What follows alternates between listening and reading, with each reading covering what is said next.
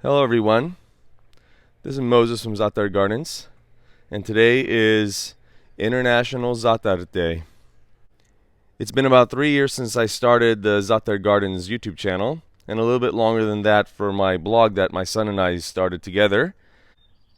And if I could choose one word that expresses the feeling I get when I talk about Zaatar or taste Zaatar, is rooted.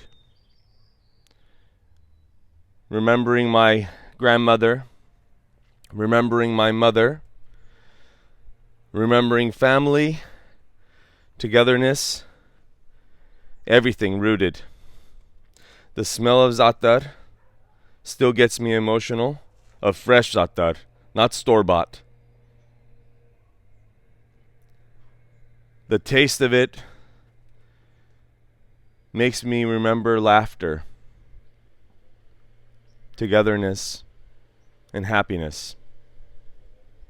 So I put a little b-roll, cinematic b-roll right now, so please enjoy, and happy Zaatar Day everyone.